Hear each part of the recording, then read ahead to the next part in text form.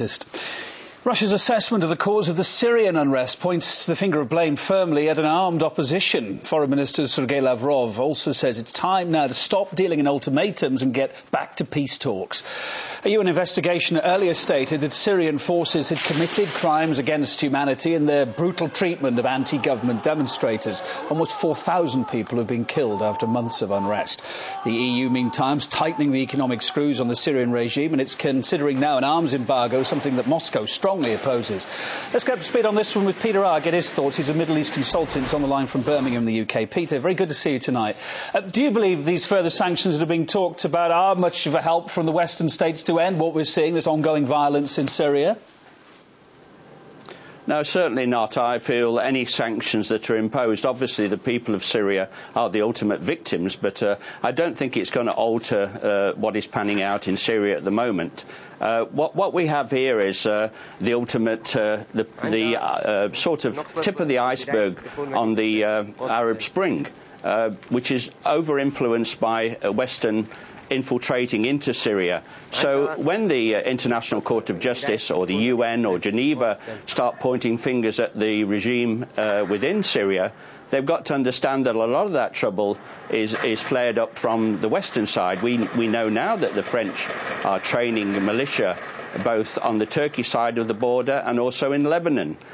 So they're very much involved, and they're just intimidating the situation. A lot of people who are being killed are actually being killed by special forces, CIA, Mossad, or whatever. So what you see, what you hear, is really, it's like a Shakespearean play. The actors are Obama, Cameron, Sarkozy, Clinton, and William Hague, who are very bad at play acting, and the truth really is coming out through stations like yourself, Press TV and Al Jazeera, whatever.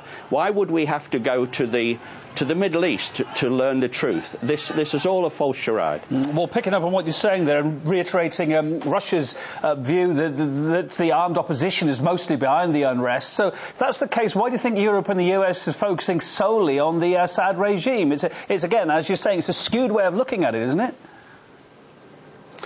Well, as I said on your programme once before and on other programmes, you've got to understand that this crisis was planned back in '97 by Paul Wolfowitz, and it was carried on again after 9/11 when General Clark, the ex-Supreme Commander in NATO Europe, actually was privy to a very confidential document that said the Pentagon, the US military, were going to take over 7 countries. Syria was part of that plan, and that is panning out now. You've got to understand that the Cold War has never finished.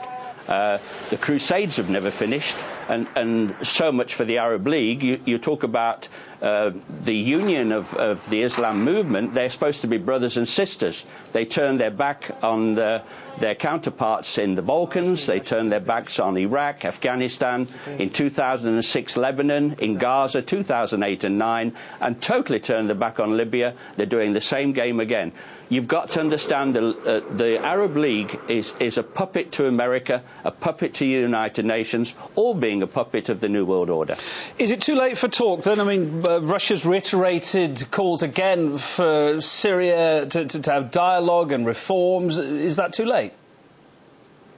I think it is. It's like the Palestinian-Israel situation. You've got to understand as well that at the top of all this is a very strong Zionist implication, who control the politics of America, in the UK and in Europe. And they're actually playing the cards because it's those people that fund the politicians. So it's going to be a one-sided game. I think we're beyond dialogue, and it's obviously showing exactly the same trend as Libya.